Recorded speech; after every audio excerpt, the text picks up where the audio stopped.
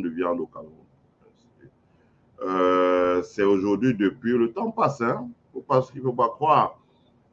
C'est en 2018 que nous avons commencé à parler de la nécessité pour les enfants des Grassfields de commencer à investir aussi dans la zone rurale, investir dans le nord-ouest, investir dans le sud-ouest, investir dans la région de l'ouest, investir dans la région d'Adamawa, investir dans une bonne partie de la région du littoral et du centre, qui sont des zones de Grassfields, donc afin que, et même de l'Est aussi, donc afin que on puisse, si je puis dire, freiner l'exode rural, parce qu'il n'y avait pas trop d'exode rural, par exemple, sous Amadou Ahidjo, parce que l'État faisait un effort dans le cadre de la politique d'aménagement du territoire d'investir dans la ruralité. Donc, malheureusement, cet effort a été abandonné sur Paul Biya.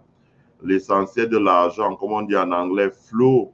L'essentiel de l'argent se concentre dans les zones urbaines que sont essentiellement Douala et Yaoundé, où tous les marchés, tous les factures de marché, les réceptions du 20 mai, etc. Bref, les faux fonctionnaires fictifs, bref, tout un ensemble de choses qui font que l'argent se concentre essentiellement à Douala et Yaoundé, et il n'y a pas d'opportunité pour les jeunes qui vivent dans la ruralité. La conséquence de ça est dommage.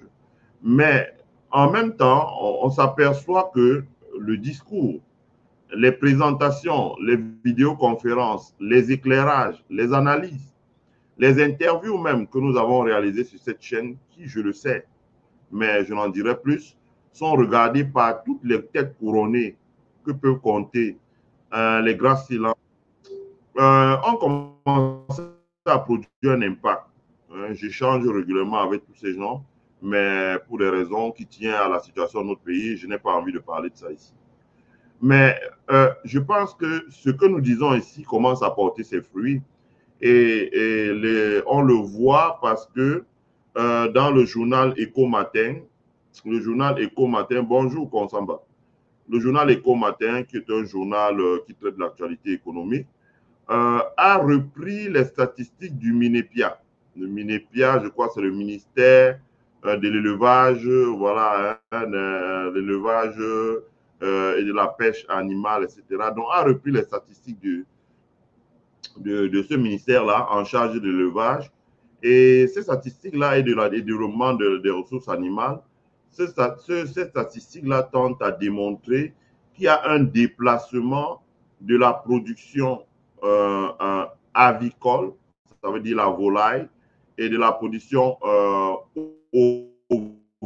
des ovins, donc porcines, des porcs, qui sont les deux aliments les plus consommés aujourd'hui au Cameroun en termes de viande, devant le bœuf et le mouton, parce que le bœuf, ouais, mais ce n'est plus comme avant. Le mouton, ce n'est plus comme avant. Donc, il y a un déplacement vers les Grassfields. C'est là que ça se concentre. Je vais lire les chiffres et on va analyser tous ensemble. Donc, on va vous expliquer à peu près pourquoi ça s'est déplacé. Et deuxièmement, comment est-ce que les entrepreneurs, la gouvernance locale, les élites, les forces vives, comme on dit, des Grassfields, ça veut dire de l'ouest, de la Damawa, du nord-ouest, du sud-ouest, d'une partie du centre, de l'est et du littoral, comment ils peuvent s'appuyer dessus, bonjour Dimitri, comment ils peuvent s'appuyer dessus pour pouvoir construire, créer de la richesse, comme on dit en anglais, build wealth. Hein, avoir l'opportunité de créer la richesse, c'est une chose, et créer la richesse en elle-même, c'est une chose. Être riche, c'est une chose, comme disait un de mes professeurs, mais créer la richesse, c'est une chose. Vous pouvez jouer au basket, comme on joue, les gens jouent ici en NBA, avoir un contrat de 100 millions de dollars par an. Si votre carrière dure 10 ans, vous faites 500 millions de dollars, vous êtes riche, mais vous ne créez pas la richesse. En revanche, si comme LeBron James a fait, par exemple, vous orientez une partie de cet argent dans la dans la construction d'une chaîne de pizza, de pizzeria par exemple. Si vous orientez une partie de cet argent là-dedans, vous voyez bien que quand vous transformez la farine, la sauce tomate, la charcuterie, le fromage, vous transformez ça en pizza avec des sodas que vous vendez à des personnes, vous créez un service. À partir de ce moment, vous créez la richesse. Donc, il faut qu'on explique aussi comment est-ce que les enfants des Grassland peuvent créer la richesse. L'élevage pour produire les œufs, ça ne va pas enrichir les gens. L'élevage pour produire les poulets, ça ne va pas enrichir les gens.